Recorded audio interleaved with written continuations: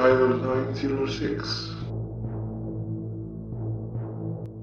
Dial 906 is a theatrical open forum that looks to explore a variety of topics.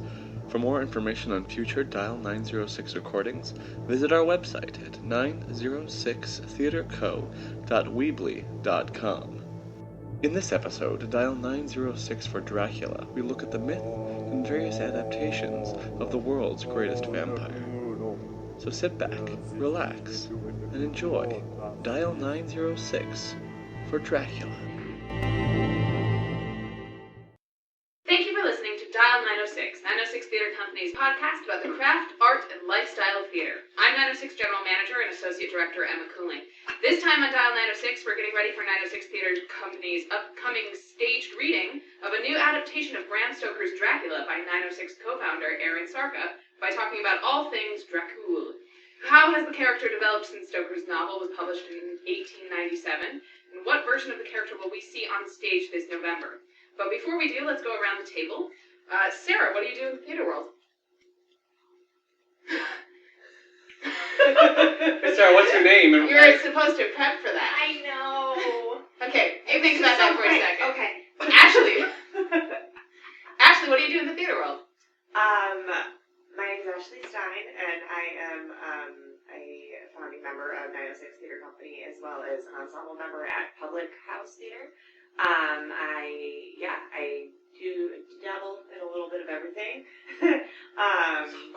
Yeah, not softcore porn. Great. Not that though. Good. It's going well. I am kind of here as the dummy because I don't know too much about Dracula. So I'm going to kind of be, the outside eye and try to be looking at this from a newbie perspective and see how I feel about the whole situation. Yeah. Wonderful. Great. Sarah, what do you do in the theater world? I am Sarah Sarka. I am one of the founders of 906 Theater Company, and I am also an ensemble member at Public House Theater. And I just kind of like Ashley do a little bit of everything, try anything that I can. And I guess this evening what I'm bringing to the table is, again, a lot like Ashley, but just like one step above. Like, I know a little more about Dracula, but yes, I'm also here to offer kind of a outside perspective as well.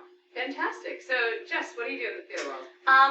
My name is Jessica Kent. I am a company member of Core Res Theater. I am also an ensemble member of the Public House Theater. I write and direct some independent projects as well, and do a little bit of film. I'm going into film now, next week. That is pretty much it right now. Formerly an improviser, and I did musicals when I was little. Awesome. Didn't we all? No, I did not.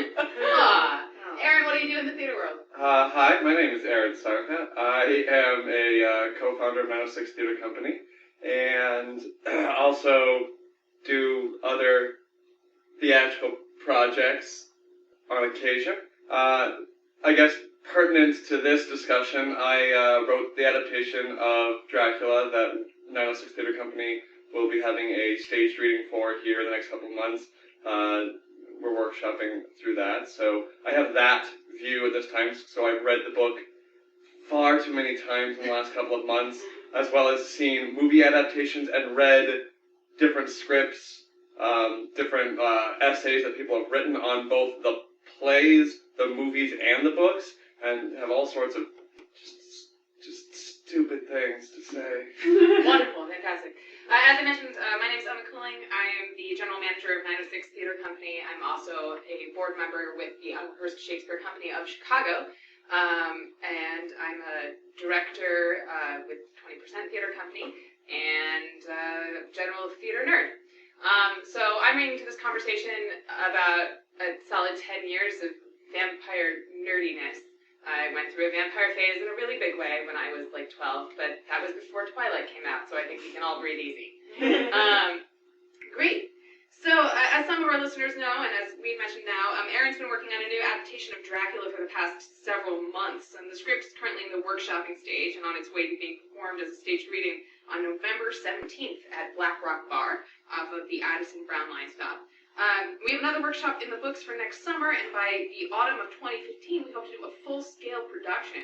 So, Erin, why Dracula? Why this particular novel? Well, I think that when we started 906, a lot of what we were looking to do was look at really author-based works, things that we had respect for the authors themselves, the works that they were doing, and we had kind of tossed around the idea of adapting something that was public domain, something that we could kind of play with a little bit without worrying about paying someone huge amounts of money to do so, but also have that be something that we enjoyed. And when I was in 4th grade, we had a reading center. This is a long story. We had a reading center at school where every single week for an hour we would read a book. And so I thought I was going to do all of the classic monsters. I did Jekyll and Hyde, I did Invisible Man, I did Dracula, I did Frankenstein, and I think Dracula, of all of those, reached out to me as the kind of thing that could be so great on stage, but if anyone has ever read it, you'll know that the book itself does not, in any way, shape, or form, work if you as a straight adaptation. You can't take what is in that book and put it on stage because it's all journal entries, it's newspaper clippings. Well, you could, but it would be a series of monologues. Yeah, and it's just not. It doesn't read super well. And other people have tried. There are several stage versions out there, which have had varying degrees of success. There are obviously movies out there with varying degrees of success. And so when we're tossing around this idea of adapting something, I thought, well, Dracula, this will be my chance to take something that meant a lot to me when I was growing up, something that I think I could do in a way that I enjoyed, focus on the things that I really wanted to be able to focus on, and if something good happened because of it, then that was a plus. Okay, very articulate. What about the rest of us? What was everybody's first experience with Dracula? What is everybody's experience with Dracula? Oh, Ashley, why don't you go first? Oh, I'll go first because it's real short. So my experience of Dracula is knowing that there's a vampire and oh boy. Woo! Good. You got this. Right. Good job. Dracula's a vampire. Basically, the amount of knowledge that I know about Dracula, I know it's like really, really just how like impossible how I could have gotten through life with knowing this little about it. But in Forgetting Sarah Marshall at the end, yes. There's the Dracula puppet musical. That's about all I know. Okay. That Van Helsing. Yes, is a Is character. a character. Yes. That and he's bad. No.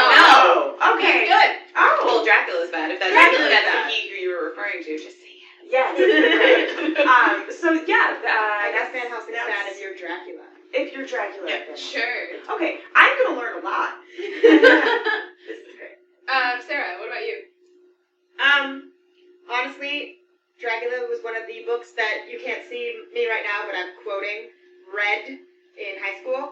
Wow. I, passed the quizzes about Dracula in high school. So I've, known of the story, but it was just recently when Erin was adapting it that I brushed up on it again. So yeah, that's pretty much the long and the short of my Dracula experience. Fantastic, Jess.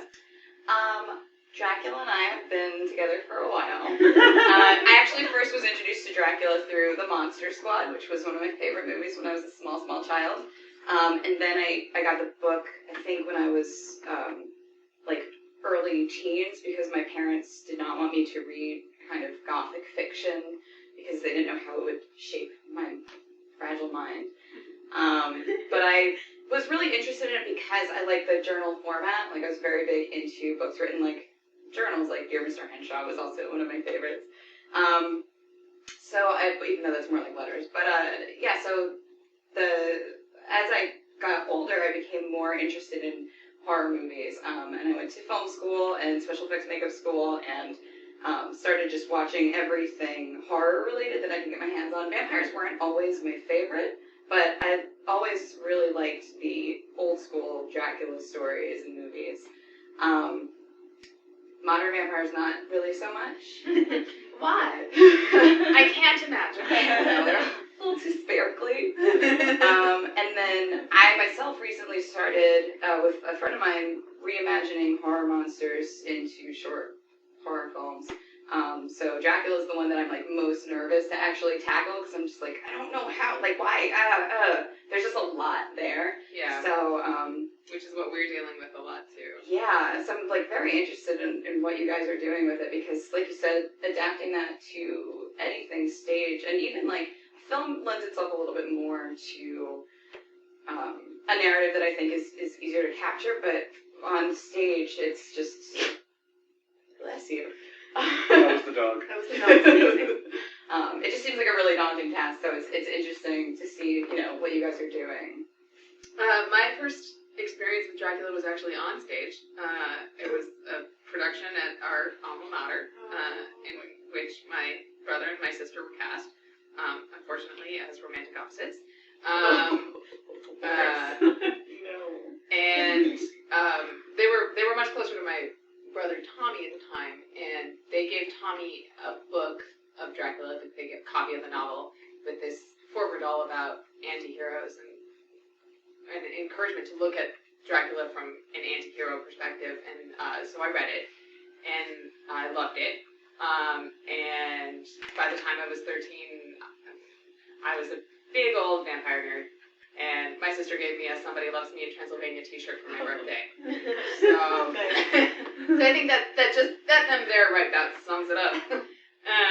But cool. So one of the major thing I really want to talk about today for this podcast is it's kind of what you were talking about earlier, Jess, about how Dracula has been shaped and formed over the years, and there's so many different perspectives, so many different interpretations, and how challenging it is for us to approach this from a kind of non-biased way. It's almost impossible. And so we're going to talk about that. That was really articulate. Thanks, guys. So, Aaron. Yes. In draft 1, which I've read and is great, the version of Dracula in your plays, at least to my memory and my perception, very close to the Dracula in the book. There's not a lot of bells and whistles. There's no like secret, tragic love story in the background. No. He's just kind of in league with Satan, and that's kind of it. That's kind of it. Yeah. I think that there's this very romantic view of Dracula that has happened over the last few years, where I think, and back to Ashley's love of Forgetting Sarah Marshall, I also love that scene. Character in that actually says, why Dracula? And he says, well, because he's just a misunderstood monster who everything he loves just dies. And that's a very romantic take on something that is absolutely not in that book. Yeah. It's people looking at a character who, in the book, he is just a monster who kills a bunch of people, has no remorse for killing a bunch of people, is going to continue to kill a bunch of people, and there's nothing redeeming about him as a person. And to throw that in there, I think it's a very interesting concept that people have drawn out of it. Like, let's humanize him a little bit and make him this romantic character, and do something with that. But as far as adapting the book Dracula, that's not who he is. Can I ask a question about that? Yeah. Because, again, I don't know much about Dracula. Do you think that one of the reasons why people try to romanticize him is there a reason or